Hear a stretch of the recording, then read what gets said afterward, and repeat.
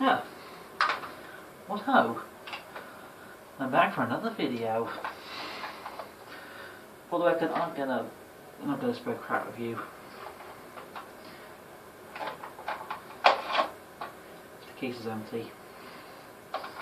I have to be kind of careful as this phone, the phone that I use to record my videos, is cracked as it was flipped out of the casing by the locking mechanism and it crashed itself onto the floor of the bathroom a few months ago. Hence why I had to repair my phone with sellotape. This phone, however, has a more defensive casing and is merely partially scratched. It's a piece of crap though, it is a Samsung. Well, it's not completely cracked.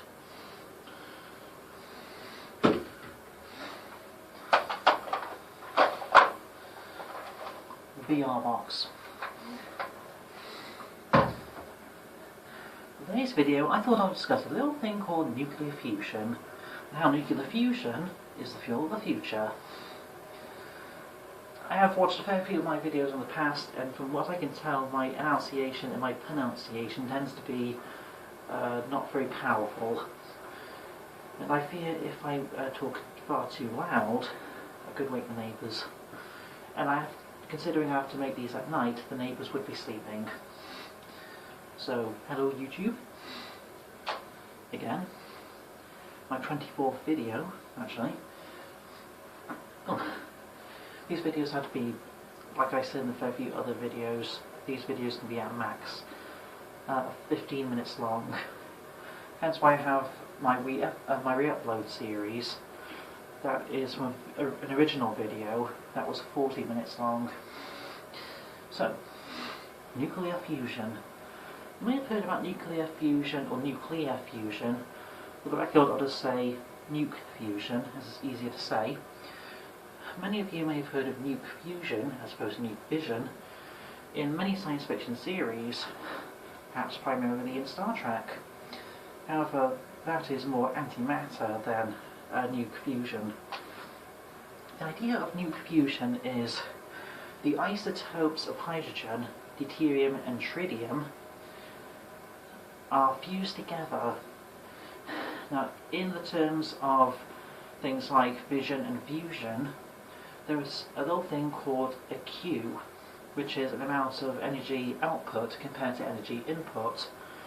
With nuclear fusion or nuke fusion, it has a Q of 10, meaning it has 10 times greater output compared to input. So for every watt or joule put in, you get around 10 watts or joules out. So nuclear fusion or nuke fusion is fantastic. It gets better. There are 33 grams of deuterium and tritium per metric ton of water, as water is 50% hydrogen and 50% oxygen, plus a few other little elements, but primarily hydrogen and oxygen. Ounce of deuterium-tritium fusion, 200 grams is what you need to power the human race for a year.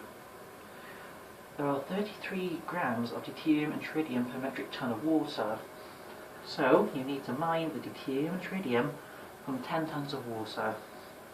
It also means from a metre thick of a kilometre by kilometre, or about a mile by about a mile, you can get around 33 metric tons.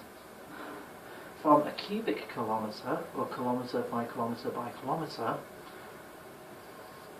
or around a mile by around a mile by around a mile, you can get around 33,000 metric tons of deuterium-tritium fusion. That I'll call deuterium-tritium fusion fuel. As it takes around 200 grams to power the human race for an entire year, 15,000 watts or kilowatts per hour multiplied by 8,760 hours per year, or 131,400 terawatts. A metric ton of deuterium-tritium fusion fuel would last 5,000 years. It also means a kilogram, or a litre, or 2.2 pounds, would last 5 years. Imagine that. I'll say just 33 tons, like a squared kilometre. A metre by 1,000 metres by 1,000 metres, that's 33 metric tons. As a metric ton lasts 5,000 years, you can get from a metre deep of a kilometre by kilometre around 165,000 years of the deuterium tritium fusion fuel of the human species. By the year of that much, I'll add our current year of 2019. That's going to date the video. A lot of things could date the video, like the VR box. That means it will run out by the year of 167,019. Or if it was just 1 metric ton, then it will run out by the year 7019. Imagine what you can do with all of that fusion if you had 33,000 tons from a cubic, or a kilometre by kilometre by kilometre of deuterium tritium fusion fuel. Now lasts 5,000 years. That's 165 million years of energy. If you'll try and exhaust all of that amount of energy in, let's say, for simplicity, I'll say out of those 33,000 tons, you take away one of those metric tons to power the human race for a year. That's 5,000 years of energy in a year. That amount of energy is to be put into other processes. I'm talking a list of things the human race needs that nuclear fusion or nuke fusion can deliver. First off, water desalination. There are many places on planet Earth which tend to have a lot of deserts. For example, the Sahara, where you can find what could be the remnants of Atlantis, or a part of Argentina, South America, has a desert, and there is the Middle East, and there is a part of Asia, plus there is Texas, California, many places of North America.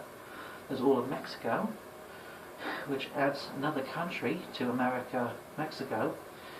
The two countries in North America other than Canada, but they have plenty of ice and snow. They don't need much water desalination other than in perhaps far off places. 5,000 years of energy in a year, thanks to nuke fusion, will allow for the vast and mass production of water from water desalination. Take away all the salt or sodium from the water, perhaps in the water you mine for all that fusion fuel. Then take all of that remaining water, all of its sodium or salt removed, deliver all of that water to the deserts. Whereupon the deserts will be sprung up with oases, jungles, forests, even woodlands, places that can support life, be it a small animal like a scorpion, or perhaps a snow fox, or a big creature like a human, or a lion, or a wolf, or a bigger creature like an elephant or a polar bear.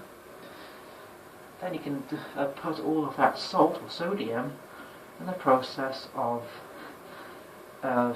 sodium chloride thorium reactor thing. I think that you have to put salt in a molten salt thorium reactor. Was it a molten salt solar reactor? Or you just put all the salt on Mars, or in space, or put all of that salt in the ground until the point when it is needed again. Put it back in the ocean and let all of that water cycle repair itself as it's all been recycled.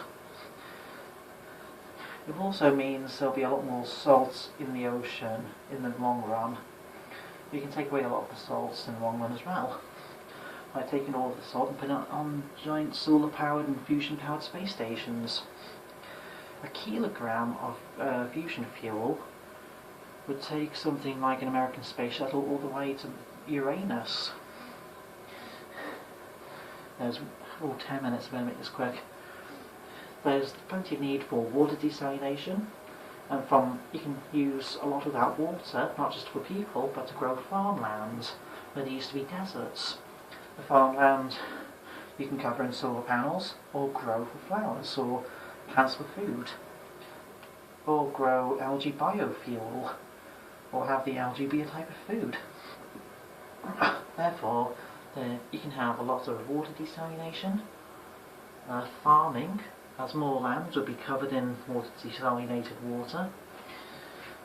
You can make vehicles much easier to be powered, and nobody would need to pay for their electricity.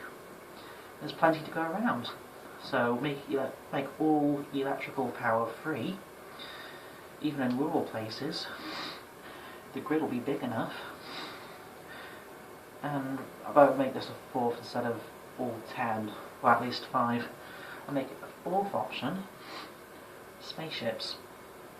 I said it would take around a kilogram, or at least a metric ton, of deuterium-tritium fusion fuel, or at least antimatter, which means 50 metric tons, or 50 kilograms, to take something like an American space shuttle from Earth all the way to Uranus or Pluto or Neptune, or back to Earth again. So the power of nuclear fusion or nuke fusion is far too useful for us to ignore. Hence why there are the two nuclear or nuke reactors, ITER and the better named Tokamak, a name that sounds more like a rock band. Good old Lucas 80. Imagine a spaceship filled with deuterium-tritium fusion fuel. Even if you had troubles with having to make spaceships big enough to contain enough fuel, you just have that deuterium-tritium fusion power trips to the moon to mine for helium-3. There's 4,400 years of deuterium-3 on the moon. That'd be less than a metric ton of deuterium-tritium fusion fuel. But helium-3 could be useful. We can put solar panels on the moon. We can put up colonies. The same with putting colonies on Mars. You can mine for thorium and helium-3 on both and set up colonies. You could also have plenty of nuke fusion power devices, try to extract a lot of moisture from alien planet water. The power of nuclear fusion. Also, comment down below if I should make a review of the VR box. It's a neat little device. I should save my opinion for an official video. I mean, this is also an official video.